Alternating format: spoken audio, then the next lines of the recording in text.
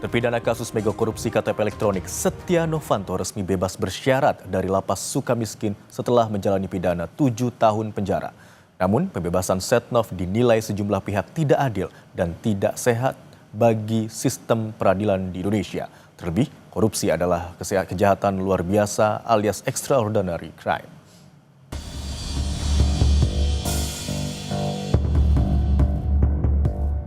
Setia Novanto bebas bersyarat. Sosok Ketua DPR periode 2014-2019 yang jadi terpidana kasus KTP elektronik itu dinyatakan bebas berdasarkan surat keputusan Menteri Imigrasi dan Pemasyarakatan. Setnov, kata Menteri Imigrasi dan Pemasyarakatan Agus Andrianto, sudah melalui asesmen dan seharusnya bebas pada 25 Juli lalu. Karena sudah melalui proses asesmen dan yang bersangkutan berdasarkan hasil keputusan PK itu sudah melampaui waktunya. Harusnya tanggal 25 yang lalu. Oke. Setnov resmi bebas bersyarat dari Lapas Sukamiskin Bandung pada Sabtu lalu, tepat 1 hari sebelum peringatan Hari Kemerdekaan Indonesia. Bebasnya Setnov dinilai banyak pihak jadi kado yang menyakitkan bagi pemberantasan korupsi di Indonesia. Terlebih, kasus korupsi KTP elektronik yang menyeret Setia Novanto menggerogoti keuangan negara dan tak tanggung-tanggung menyebabkan kerugian keuangan negara lebih dari 2,3 triliun rupiah.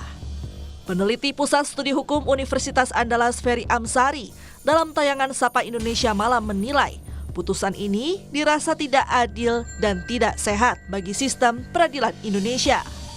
Terlebih, banyaknya keistimewaan yang diberikan bagi terpidana kasus korupsi yang sebenarnya masuk dalam kategori kejahatan luar biasa alias extraordinary crime. Sistem penitensier kita ini kadang-kadang kalau maling ayam itu bisa lama. Bahkan banyak kasus yang ditangani teman-teman LBH di seluruh Indonesia itu kejadian kecil-kecil ya, maling kecil-kecil itu bisa dipukulin habis itu di kantor-kantor kepolisian hingga di tahanan. Ya. Tapi untuk kasus-kasus korupsi selalu ada pengistimewaan ya. Hukuman terus dikurangi dalam 1 tahun itu bahkan bisa 2 tahun seorang terpidana kasus korupsi diberikan remisi dan lain-lain. Nah bagi saya ini tidak sehat, orang pasti bisa merasakan ya sebuah tindakan itu tidak adil bagi mereka. Dan dalam kasus Setnov ini semua orang sudah tahu bahwa dari awal banyak sekali pengistimewaan kepada Pak Setnov ya. Ruangannya ber-AC, ada kulkasnya, sangat mewah ya. Jadi ini bukan sesuatu yang mengherankan publik akan terjadi di konteks kasus Pak Setnov. Tetapi orang akan semakin meneguhkan bahwa sistem hukum kita itu tidak sedang bekerja dengan benar ya. Hanya kepada orang-orang kecil lah hukum itu betul-betul tajam, sementara hukum akan sangat menghormati orang-orang yang punya kekuasaan, punya kekuatan politik untuk kemudian diberikan keringanan-keringanan. Tapi, Wakil Ketua Umum Partai Golkar Ahmad Doli Kurnia justru merasa bersyukur atas bebasnya Setnov. Doli menilai pembebasan bersyarat Setnov sudah sesuai dengan peraturan. Golkar sebagai partai tempat Setnov bernaung, kata Doli, tidak ikut campur dengan proses hukum Setnov. Ya, terhadap putusan ini, ya kita melihatnya bahwa ini memang ada dan sesuai dengan apa yang sudah diatur dalam peraturan perundangan kita. Semua prosedur, mekanisme, dan segala macam. Nah, soal adil dan tidak adil, saya kira itu memang ada ruang diskusinya sendiri. Ya kita kan cuma hanya menerima ya putusan itu. Partai Golkar dalam posisi tidak kemudian ikut campur mengurusi supaya dipercepat atau diterima atau diremisi dan segala macam gitu ya. Sementara itu, Rika Aprianti selaku Kabag Humas Ditjenpas Kementerian Imigrasi dan Pemasyarakatan menegaskan, walau sudah bebas, Setnov masih wajib mengikuti bimbingan sampai 2029. Jika dalam rentang waktu tersebut Setnov terbukti melakukan pelanggaran, maka status bebas bersyaratnya akan dicabut. Pak Setnov dan warga binaan lain yang diberikan integrasi masih di bawah pembimbingan Balai Pemasyarakatan. Masih wajib mengikuti bimbingan kalau Pak Setnov ini sampai dengan 2029. Dan dalam rentang waktu itu apabila yang bersangkutan tidak melakukan pelanggaran khusus dan pelanggaran umum khusus itu apa?